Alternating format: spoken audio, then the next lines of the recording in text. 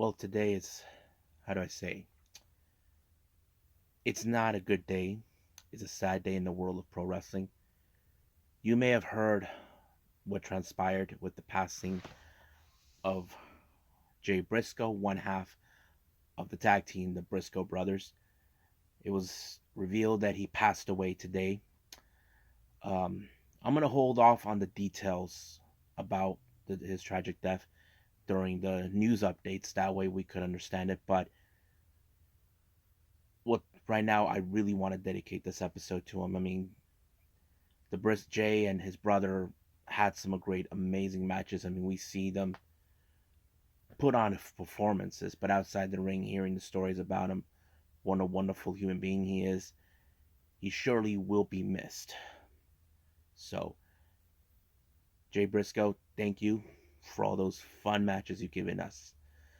So, you will be missed, but not forgotten. Rest in peace.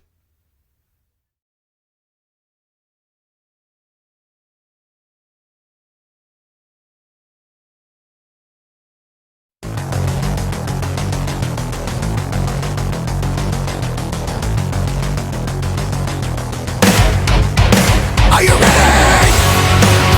Get up, get up! Get up, get up! Get up, get up! Get up, get up! Get up, get up! Get up, get up!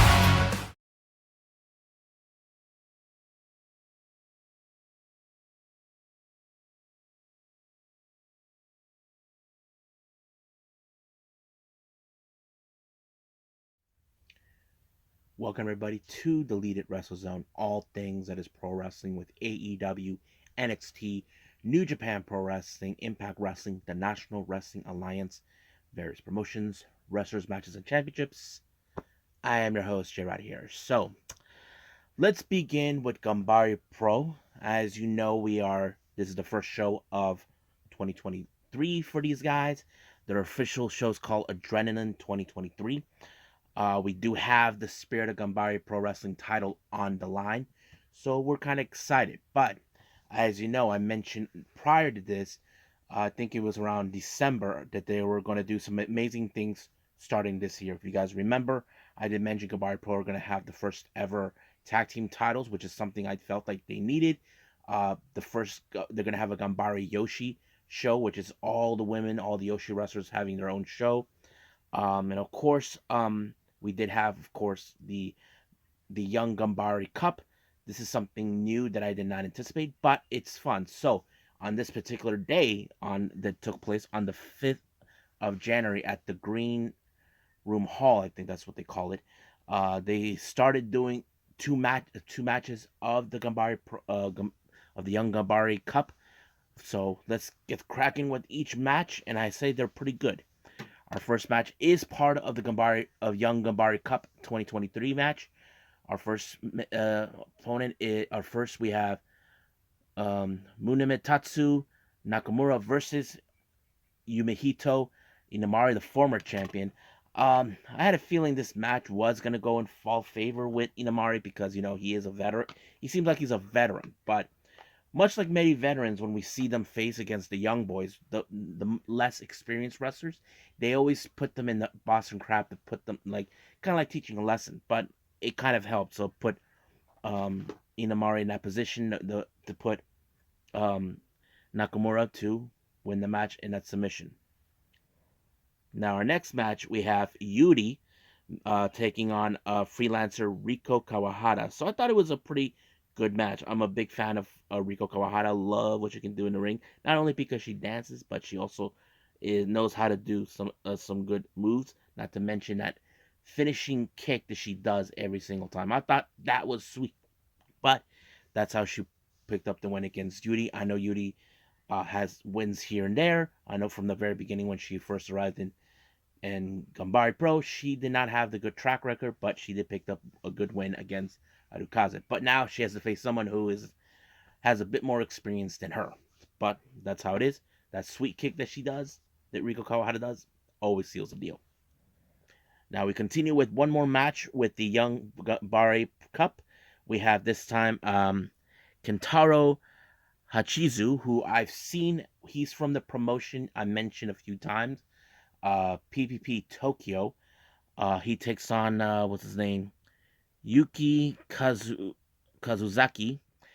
Don't know much about that guy, but the Hasushi Shizu, I've seen him a lot. He always hangs out with that promotion with PPP Tokyo. I have to say it was a pretty good one. He did pick up a good when he pulled off a victory roll, giving him the win on this one. Now we have more Yoshi wrestlers taking the stage. Team number one, we have Yoshiko Hasegawa and, of course, the veteran Yunamanaze. They take on Arukaze and Moeka Aruhi. Pretty good match, really fun.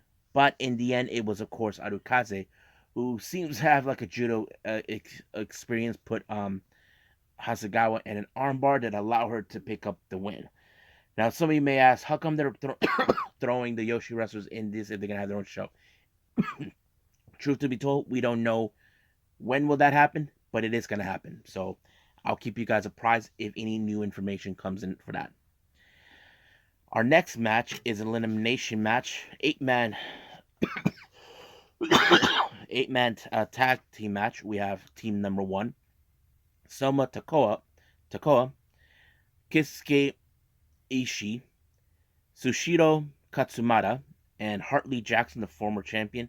They take on Shichiro Tominaga, Shigehiro Iri, Shota, and of course the boss himself, Ken Oka. Now, this is the way this match ended to go all the way to the end. We later have, Tominaga pinned Ishii, so he was out. Both Shota and Soma Takoa were limited over the ring. Then later, Jackson pins Oka, so basically he picked up a win on the boss. Then he eliminates Shigehiro by tossing him over the ring. And then, of course, there's Tominaga, who eliminates Katsumura. But this was the most difficult challenge for him because he's not facing a smaller guy. He's facing a big individual. Tominaga actually somehow eliminated Jackson to win the match. So I thought it was real interesting how this one turned out, but it was pretty good. Now, our final match is the Spirit of Ganbare World Openweight Championship. We have the challenger Tyson Maeguchi taking on the newly crowned champion Mizuki Watase. If you guys remember, in the last Ganbare Pro show of 2022, he beat Harley Jackson for this match without giving up. Now he has to step up as a champion to represent Ganbare Pro as should be, and he did a pretty good job. However, the match ended when he knocked out Maeguchi, and the referee made a choice. Match is over. So basically, he won by knockout, even though this is not a boxing match, but it is what it is. So it was really interesting. So I think that's pretty much it. What we have with Ganbare Pro. I will keep you apprised with more anything on the Ganbare Yoshi show whenever they're gonna have it. But let's move on with Stardom.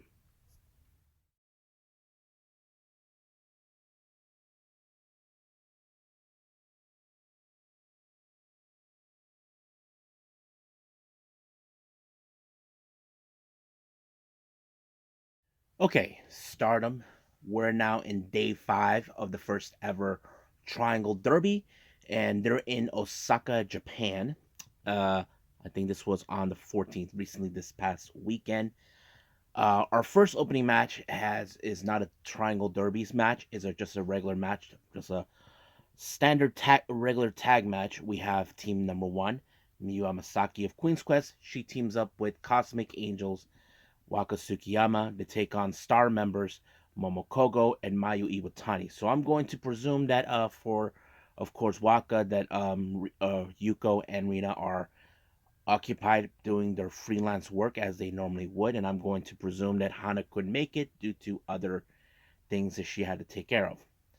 So it was a pretty interesting matchup. I mean, I know we are all hoping for Waka to pick up that one win that she needs, but she's facing Mayu Iwatani. We all know she is no slouch, someone we know that could put her away, but we know that there's some history between Momokogo and Waka from their Actress Girls days. Many of us probably would have thought maybe it would have been a much easier match for her to pick up a win against Momo, but it did not.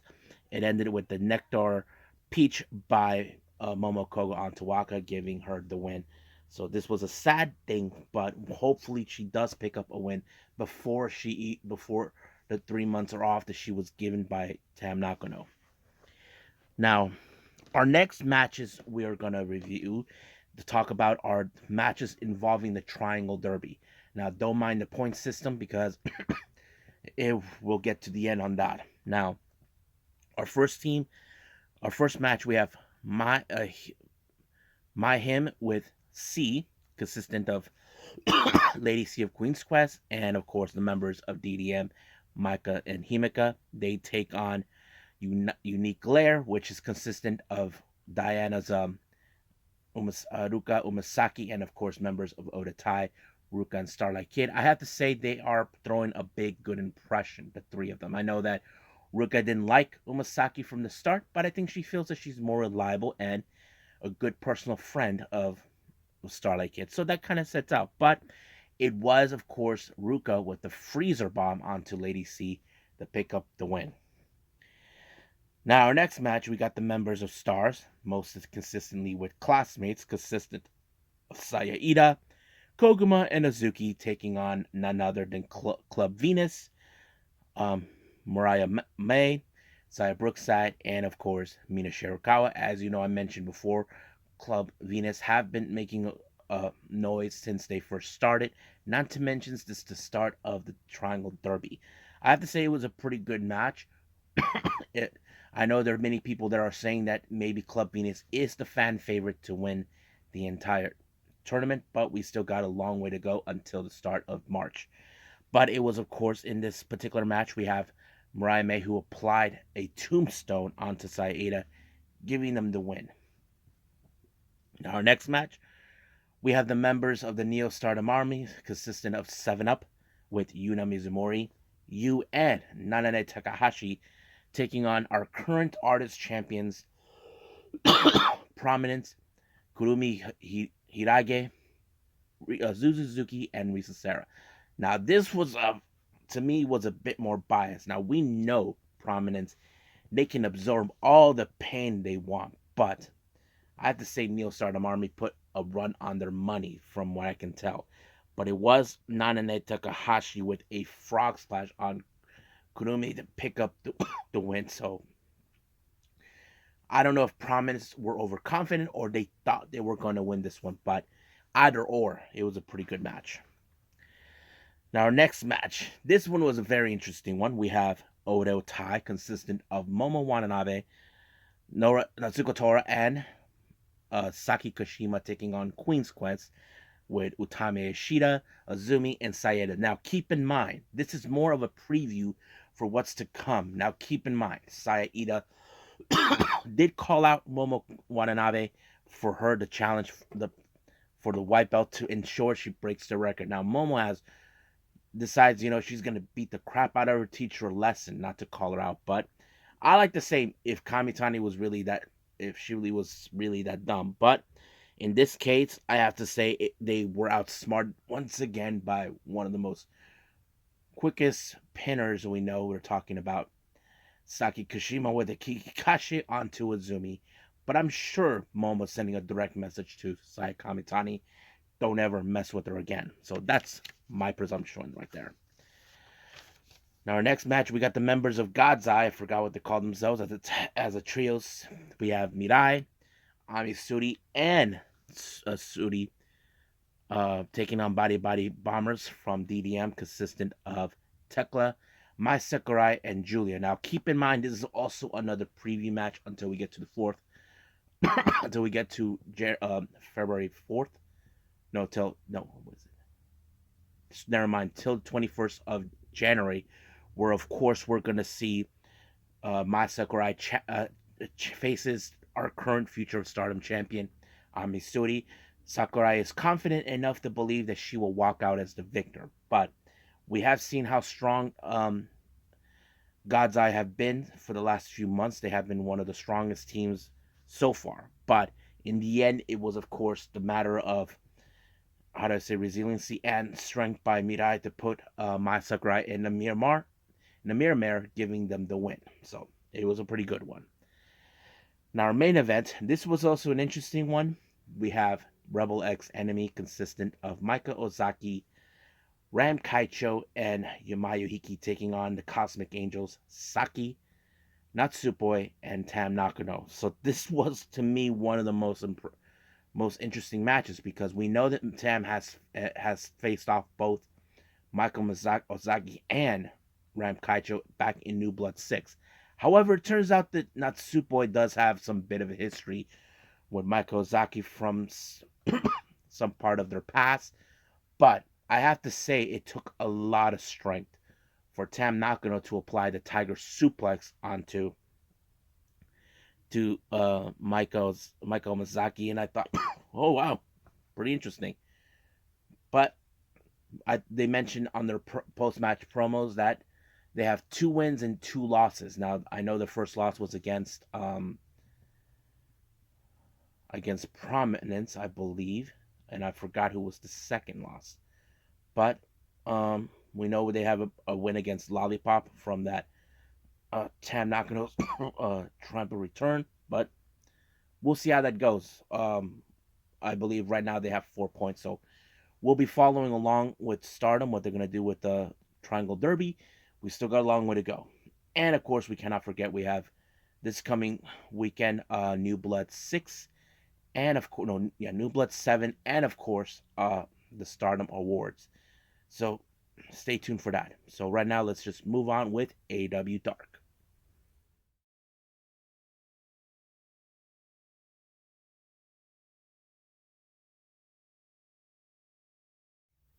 Okie dokie. AEW Dark. So it opened up with Kiera Hogan taking on Danica Della Rogue. I have to say, you can guess this one ended with, of course, Kiera Hogan with a backdrop hook suplex. I think that's what they call it. But it was a good match. Not to mention, it seems like she's getting herself back on track ever since being kicked out of the baddies. Next up, we got Brian Cage taking on what's his name? Carl Randers. But this one, and you probably can guess as well that it ended with Brian Cage winning, but he applied the Discus Lariat, a move that we all know too clear from the late Brody Lee, and now Preston Vance using it. Next up, we got a somewhat of unlikely duo in the Jericho Appreciation Society, Sammy Guevara and Daniel Garcia. Now, as you know, per Jericho's order, Sammy became Daniel Garcia's mentor. So they face off against. You may have known these guys in the Seattle area as the. Oh, never mind. Brian Cook and Demos. You can guess that there's certain moments that they can try to get along. Sammy acts like it's saying, "This is how it's done," that sort of thing. But however, it was Sammy with the JTH onto, I think it was Cook. Onto Cook to pick up the win. But once again, Garcia does not want no hug one way or the other. I don't blame him.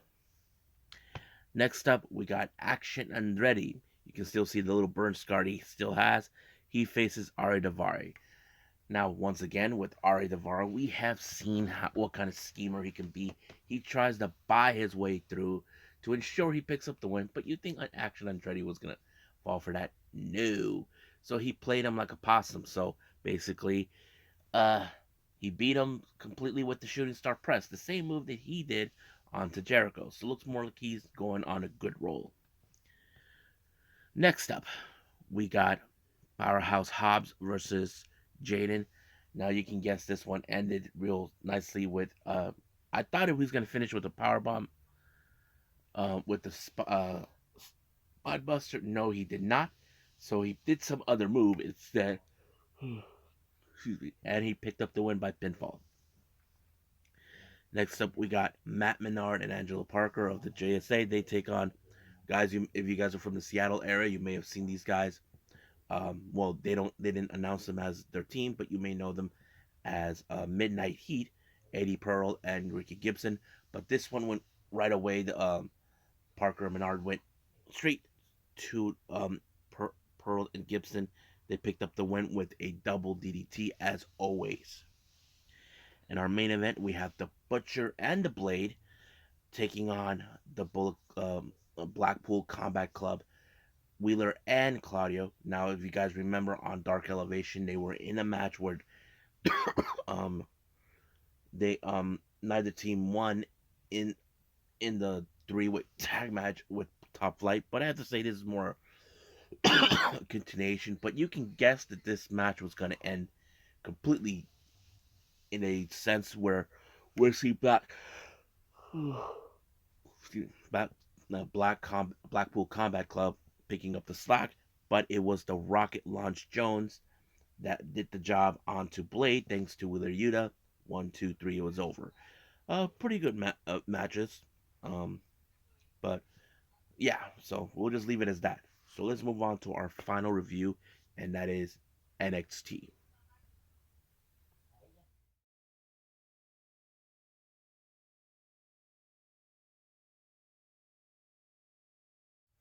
Okay, NXT, as you know, we're now in the aftermath, or should I say the fallout after New Year's Evil.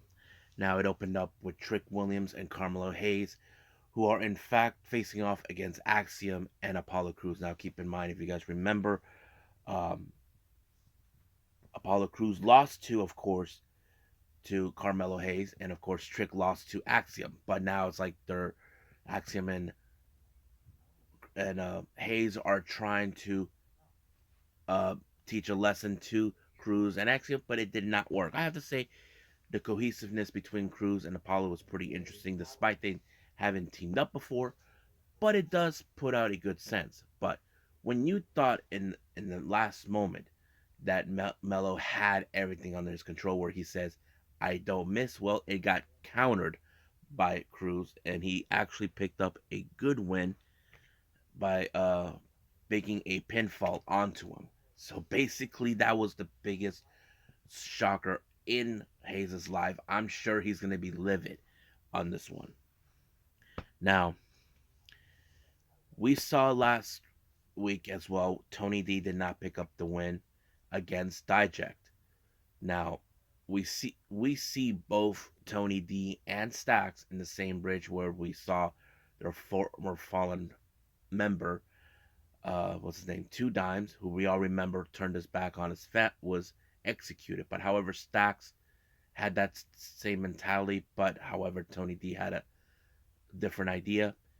He decided to tell him that his time as a soldier is over. He's now been promoted as the underboss in the organization. So basically, I think Stacks was so happy to hear that because, he would do anything for Tony D. So we'll see how this goes with the family.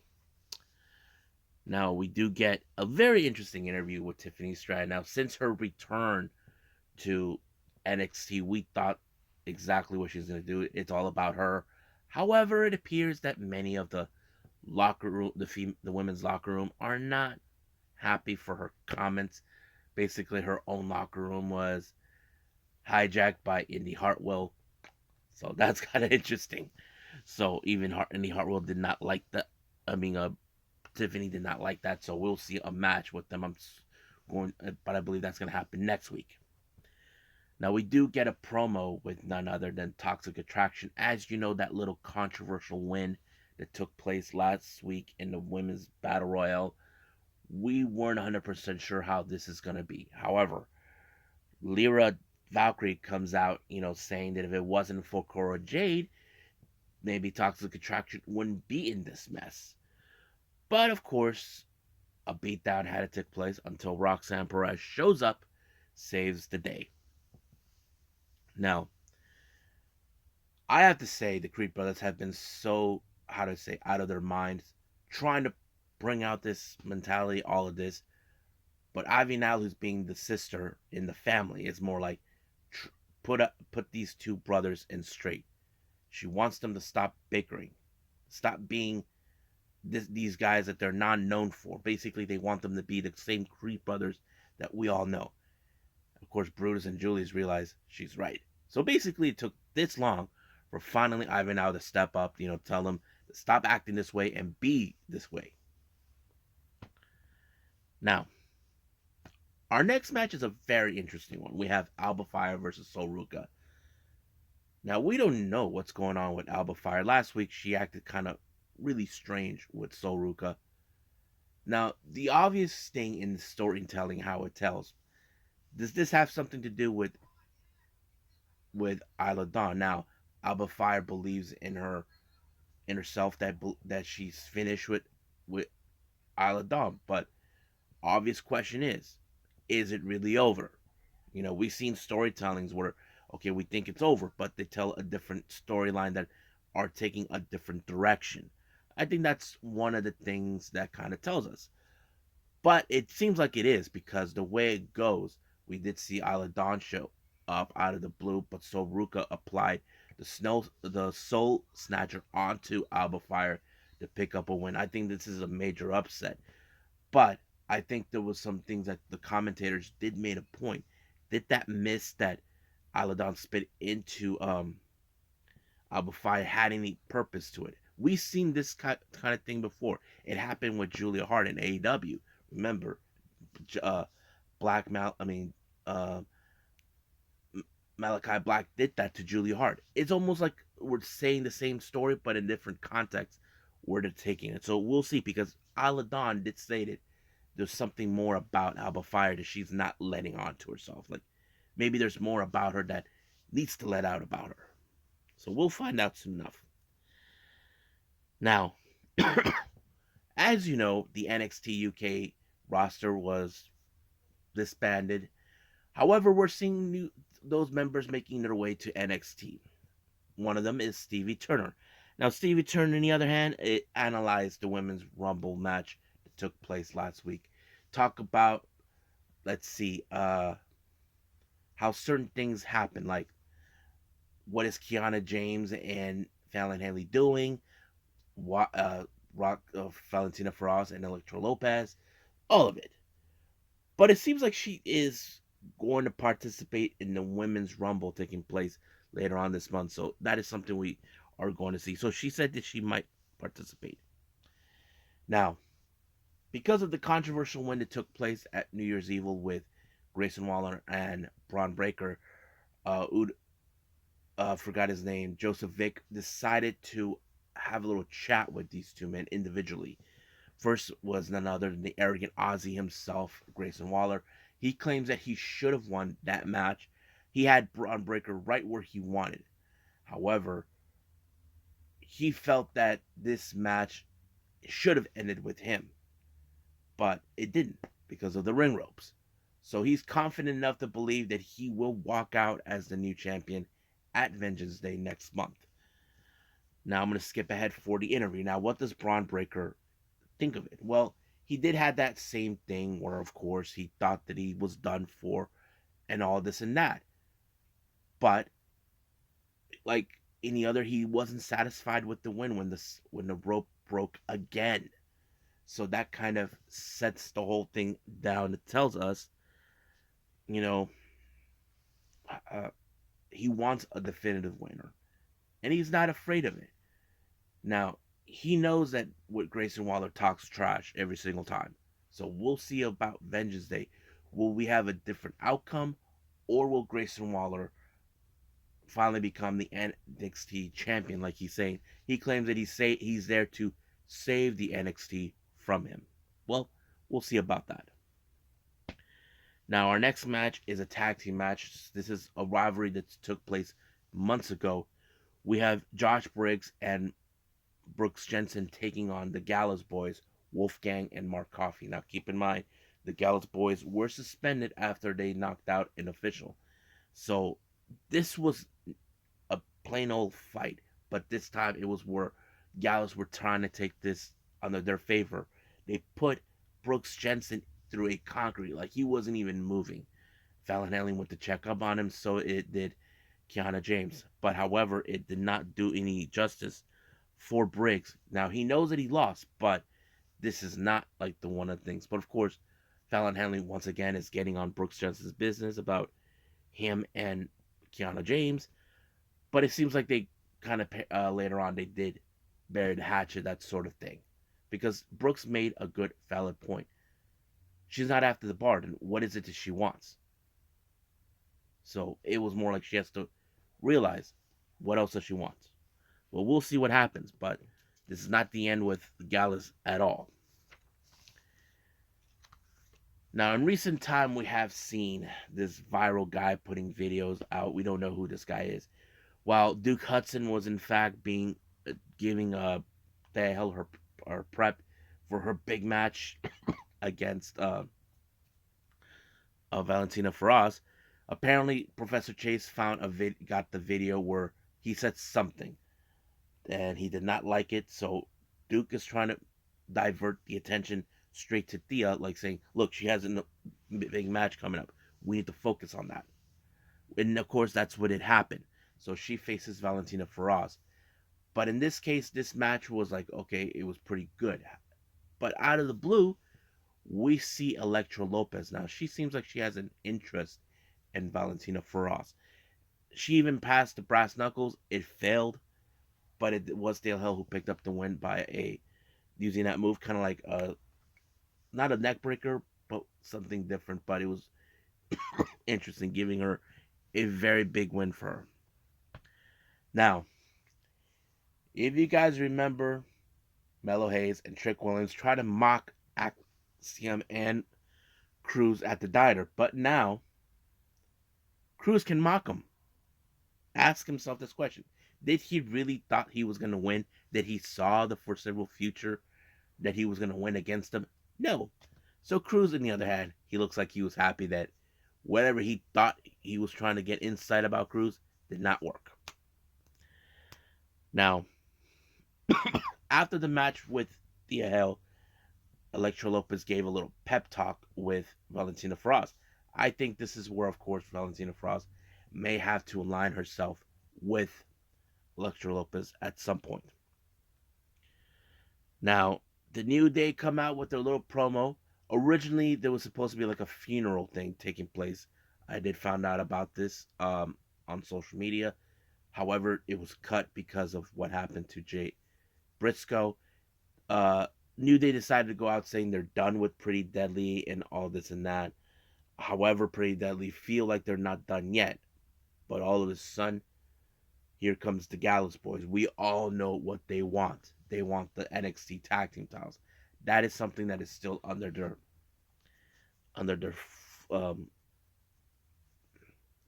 that's still on their sights.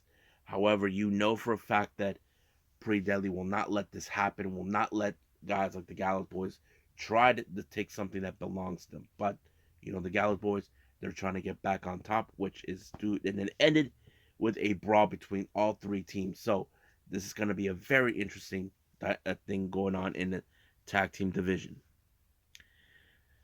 Now, our next interview, we have Roxanne Perez and Lyra Valkyrie. Now, Roxanne Perez made the choice to help Lyra due to the fact that it was a 2-on-1.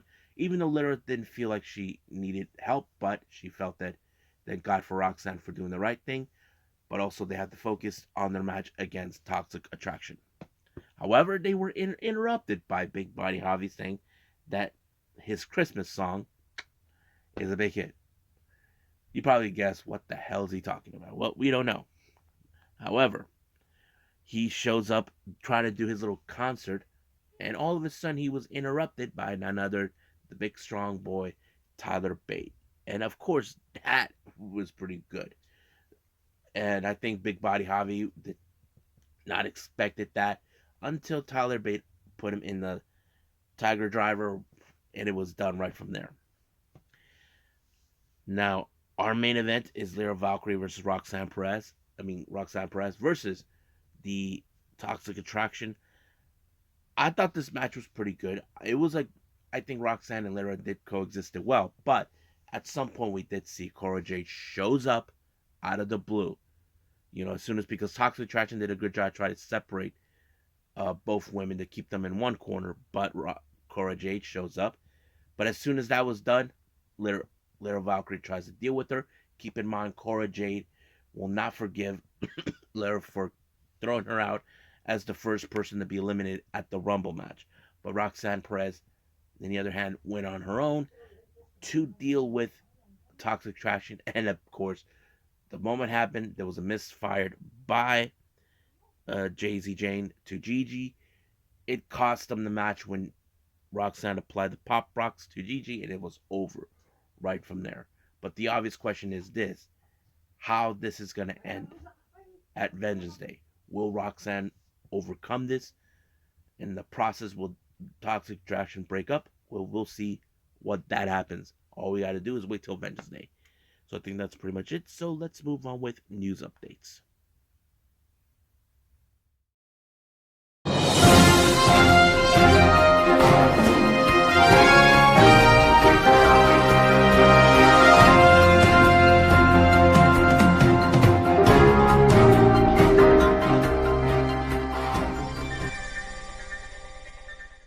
Okay, news updates for everyone. As you know, at the start of this episode, we are dedicating this episode to Jay Briscoe. Now, not a lot of information has come out, but this is the basic from what we're hearing. Jay Briscoe died in a car accident. Now, we don't know. There were many people that probably asking, was Mark with him? To confirm that, no, he wasn't involved. Thank God. But the other driver might have been injured or hurt. I'm not 100% sure. But right now, a lot of prayers and condolences is now being spread throughout the wrestling community. Wrestlers who knew him completely, I have to say, I'm very touched by that because, it's very hard to hear because many people are still in disbelief what happened to Jay. So, we'll, I'll keep apprised about what's going on uh, with the whole thing. So I'm sure there's going to be a lot of questions about Jay's passing. Now, moving on. WWE updates. As you know, you may have heard the vice president of communications named Adam Hopkins left the company after 25 years. Now, I think this had something to do with Vince coming back, trying to sell the company. There's been a lot of, I think many people in the company are on edge about this whole thing. I'm sure they're dealing with a whole lot, but we'll see.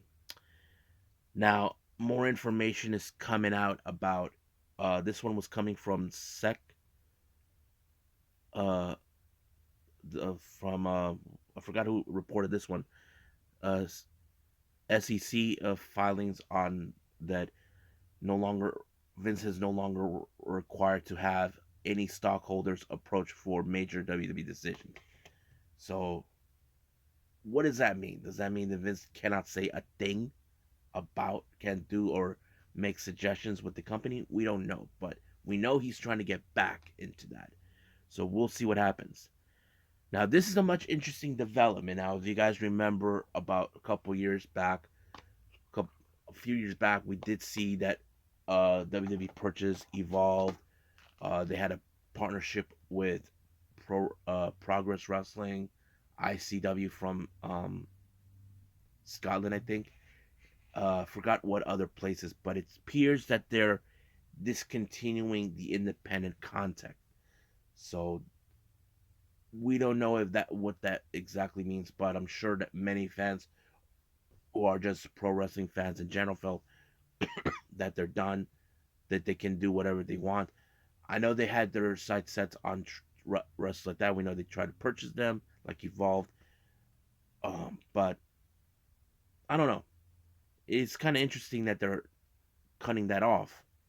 But we'll see what happens then with them. We haven't heard anything. Now, our next interesting update here. This was coming from a Deadlock Pro Wrestling, where we have for their upcoming, you already know, that takes place on the 25th, our brand new crowned Princess Tag Team Champions, the Wasteland War Party, consisted of Heidi Hautzer and Max the Impaler. They're putting those tag team titles on the line in this promotion against Rochelle Jones and Hyan. However, the reason I say this is that this is the first time that those titles are defended outside of Japan and outside of Tokyo Pro Wrestling. So it's rather interesting to hear that. Now, what does the company Tokyo Pro Wrestling thinks, or what does cyber fight things. Well, I have to say it's kind of interesting. So we'll see how that plays out. Now, you may have heard this news for all you New Japan fans. It appears that New Japan and WrestleCon are working together again, and they're going to have a show on the 30th of March at the Globe Theater, same place where, of course, Tokyo Show Pro Wrestling will have the show, but they're going to have theirs, Strong Style Evolved. That's going to be one killer match. We haven't heard who will participate in that particular event, so I'm looking forward to it on this one. Now, Garden State Pro announced for their upcoming event on the 3rd of February, Billy Starks will be making her appearance, so it's going to be interesting. House of Glory even announced that JTG will also make his appearance at House of Glory on the 3rd of February, so that's going to be interesting.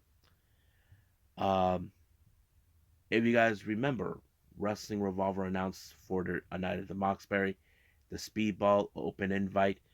He's going to put himself in matches with several people, so Speedball is going to be in it. So who he has right now at the moment, we have Gringo Loco, Madman Fulton, and Jessica. There's 2 other spots available. We still don't know who will take them. Now, finally, for our GCW update, if you guys remember, there's going to be the clash between GCW and New South.